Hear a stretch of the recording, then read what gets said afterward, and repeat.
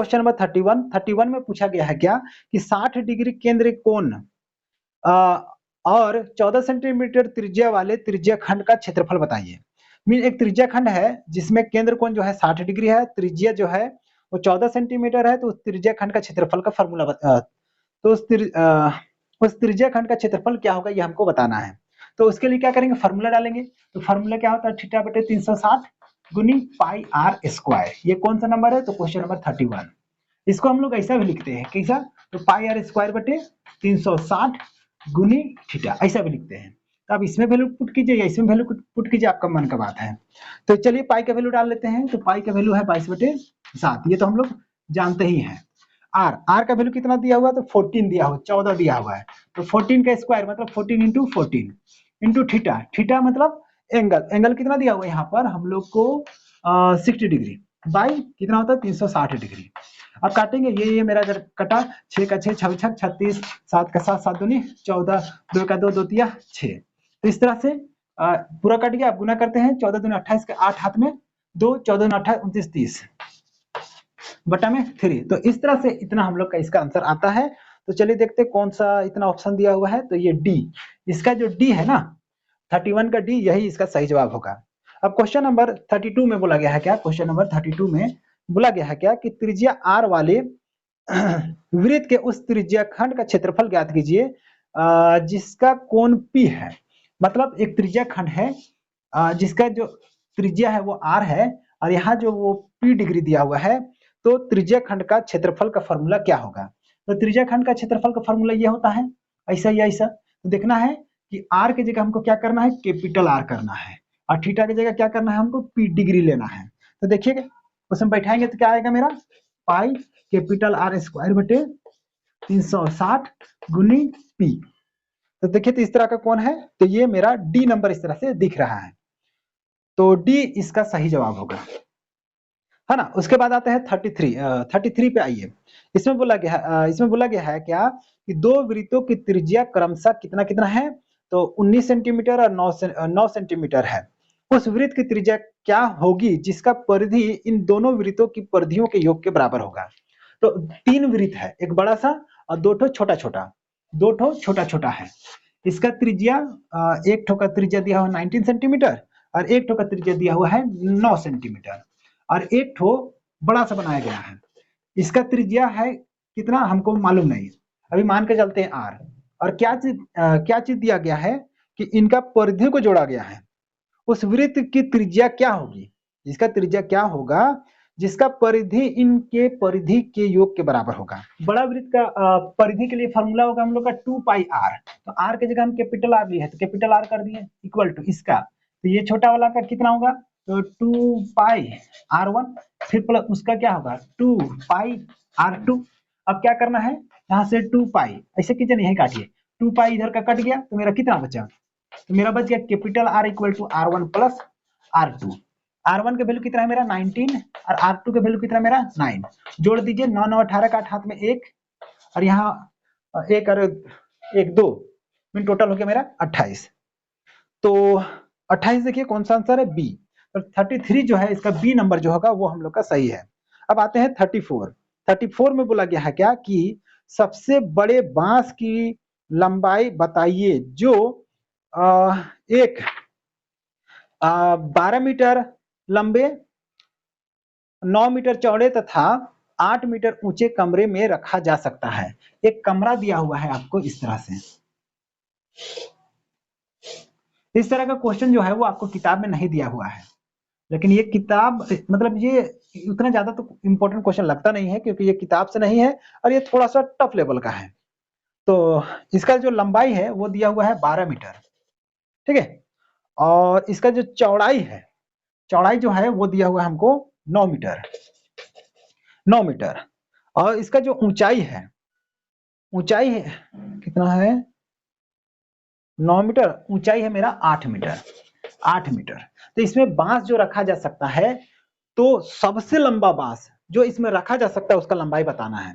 तो सबसे लंबा बांस को कहाँ रखना पड़ेगा, ई कोना से ई कोना तक, है ना। मतलब आप रूम में खड़ा रहिएगा तो एक कोना उधर ले लीजिए और एक कोना नीचे ले लीजिए, तो यहीं पर ना सबसे बड़ा हम लोग का ये बनेगा बांस रखा जा सकता है सबसे बड़ा, है ना, क्योंकि अगर सीधा सीधा रखेंगे तो थोड़ा छोटा लगेगा, लेकिन वो कोना और ई कोना में रखेंगे तो क्या होगा, मेरा ज्यादा लंबा बांस अटेगा।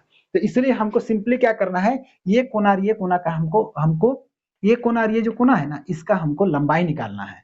तो कैसे करेंगे, देखिए सबसे पहले ना आपको आधार अगर देखिएगा तो ये भी आपको एक समकोण त्रिभुज जैसा दिख रहा होगा।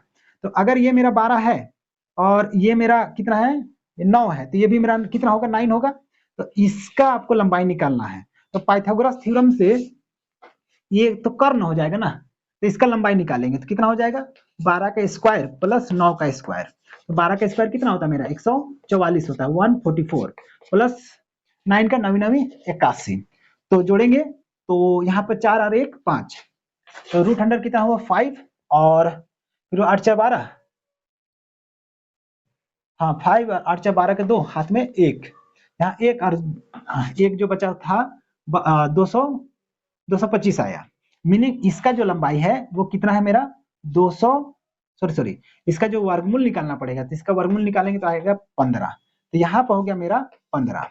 तो देखिए आपको इसको ना रूम के हिसाब से समझना पड़ेगा, एक लाइन ऐसा है, एक लाइन ऐसा है, ठीक है, एक लाइन ऐसा सीधा है।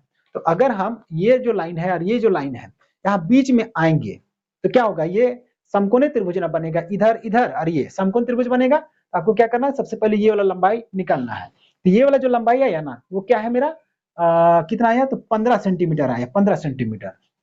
अब देखिए यहां से इधर और एक कोना ऊपर, तो यहां से इस साइड में जाएंगे और इसको मिलाएंगे कोना में, तो क्या बनेगा, फिर से समकोण त्रिभुज बनेगा, जिसमें ये एक तो आधार बनेगा और ये ऊंचाई बनेगा। तो इधर मेरा क्या हुआ, मेरा आधार हुआ मतलब कि 15 सेंटीमीटर आधार हो गया, और ऊंचाई कितना मेरा 8।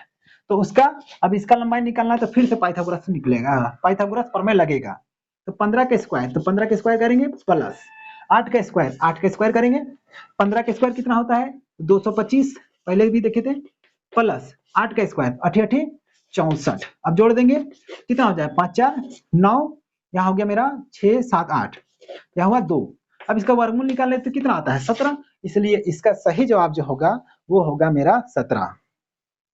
तो ये क्वेश्चन नंबर कितना था, क्वेश्चन नंबर था मेरा 34। ये थोड़ा सा टफ ही क्वेश्चन था ना, तो ये जो है इसका जो बी नंबर है वो मेरा सही होगा 17 वाला। अब आते हैं अगला 35 में बोला गया है क्या कि एक शंकु की ऊंचाई, एक शंकु जो है इसका जो ऊंचाई दिया हुआ है हमको, ये ऊंचाई जो दिया हुआ है वो 12 सेंटीमीटर है, ठीक है, और आधार का व्यास जो है वो 10 सेंटीमीटर है। तो बोला है क्या कि शंकु की तिर्यक ऊंचाई बताइए। तो शंकु का तिर्यक ऊंचाई मतलब कि एल इक्वल टू क्या होता है मेरा, तो होता है मेरा एल इक्वल टू कितना होता है मेरा H square plus R square. तो एच का वैल्यू कितना है मेरा, एच का वैल्यू है मेरा 12, और आर का स्क्वायर कितना है, आर मतलब यहाँ से यहाँ तक का दूरी। तो टोटल दूरी अगर मेरा 10 है तो यहाँ से यहाँ तक का दूरी कितना होगा मेरा 5 होगा, तो 5 का स्क्वायर। तो टोटल कितना हो गया मेरा यहाँ पर 144 प्लस 5 का 5 25। तो जोड़ देंगे तो कितना हो जाएगा 5 4 9, यहाँ पर हुआ 6 1, इसका वर्गमूल निकालेंगे तो 13। इसलिए 13 वाला जो होगा वो सही जवाब होगा, मतलब कि 35 का क्वेश्चन नंबर जो 35 है इसका ए नंबर सही होगा।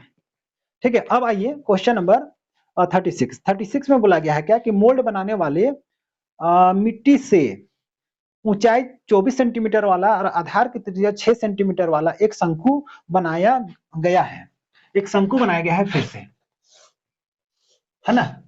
इसका ऊंचाई कितना दिया हुआ है, तो इसका ऊंचाई जो है वो दिया हुआ है मेरा 24 सेंटीमीटर, है ना, और आधार का त्रिज्या ये जो है वो दिया हुआ मेरा 6 सेंटीमीटर। आधार त्रिज्या 6 सेंटीमीटर वाला एक शंकु बनाया गया है। एक बच्चा ने इससे एक गोले के गोले के आकार में बदल दिया तो गोले की त्रिज्या क्या होगा, गोला बना दिया, मतलब यही ना गोला बना है, इसलिए गोले का आयतन और इसका आयतन क्या होगा मेरा बराबर होगा। गोले का आयतन का फॉर्मूला कितना होता है, तो 4/3 पाई आर क्यूब, चलिए गोला को कैपिटल कर दिए। और बेलन का आयतन का फॉर्मूला क्या होता है 1/3 पाई आर स्क्वायर इंटू एच। अब देखिए यहाँ से 3 कट गया, पाई ये पाई कट गया, तो मेरा कितना बचा 4 capital R square. Capital R क्या चीज है, गोले का त्रिज्या है। तो हम लोग को क्या बोला, बोले का त्रिज्या ही ना बोला है। हाँ, अब यहाँ आया स्मॉल आर मतलब इसका त्रिज्या, तो कितना होगा मेरा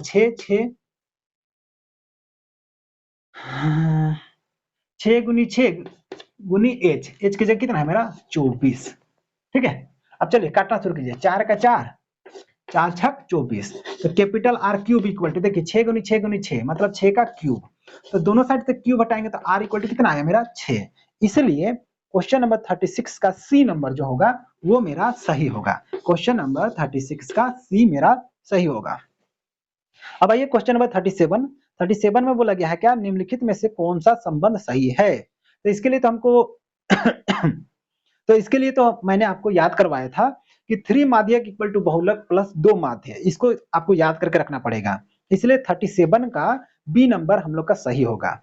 अब आता है क्वेश्चन नंबर 38 में बोला है क्या कि वर्ग अंतराल एवं संचय बारंबारता के बीच खींची गई आलेख को क्या कहा जाता है, खाली स्थान करके कहा जाता है, ऐसा लिखा हुआ है। तो हम लोग जानते हैं कि वर्ग अंतराल और संचय बारंबारता के बीच में अगर आलेख खींचे, ग्राफ खींचे, तो उसको क्या कहते हैं हम लोग, तोरण कहते हैं। इसलिए हम लोग का तोरण इसका सही जवाब होगा। क्वेश्चन नंबर 19 में बोला गया है क्या कि निम्नलिखित में से कौन सी किसी घटना की प्रायिकता नहीं हो सकती है। तो हम लोग जानते हैं कि किसी भी घटना का प्रायिकता क्या होता है, 0 या उससे बड़ा या 1 या उससे छोटा, माइनस में नहीं होता है। इसलिए बी जो होगा वो हम लोग का सही होगा। इसमें सी नंबर में हो सकता है कि आपको कंफ्यूजन होगा क्या कि 15%, क्योंकि 15 जब बोल रहा है तो लग रहा है क्या कि 1 से अधिक है, लेकिन बोला है क्या 15% बोला है। 15%, प्रतिशत को हटाने से कितना होता है, बट्टा में 100 आता है ना, आप पॉइंट में बदल देंगे तो 0.15, मतलब इसका भी वैल्यू क्या आया, 0 और 1 के बीच में ही आया, इसलिए ये भी पॉसिबल है। तो इसलिए जो माइनस में 1.5 है, मतलब कि 0 से कम दिखा रहा है, वही इसका सही जवाब होगा। मतलब कि बी जो है वही किसी घटना का प्रायिकता नहीं हो सकता है। अब आता है क्वेश्चन नंबर 40। क्वेश्चन नंबर 40 में बोला गया है क्या कि अगर पीई इक्वल टू 0.05 है तो ई नहीं की प्रायिकता होगा। तो घटना होने का नहीं होने का प्रायिकता को जोड़ते हैं तो कितना आता है 1, तो होने का दिया हुआ है तो नहीं होने के लिए क्या करना पड़ेगा, 1 से उसको घटाना पड़ेगा। तो घटाइए ना 1 से उसको 1.00 से घटाएंगे कितना हम 0.05 को, तो घटाइए कितना हो जाएगा, यहाँ हुआ मेरा 10 तो 5, यहाँ हो गया मेरा कुछ नहीं तो 9 है इतना। तो इसलिए 0.95 ये हम लोग का सही होगा। इसलिए 40 में जो ऑप्शन सी है वही इसका सही जवाब होगा। तो उम्मीद करते हैं कि ये मॉडल का सभी क्वेश्चन का आंसर आपको समझ में आ गया होगा। आज के लिए इस वीडियो में इतना ही।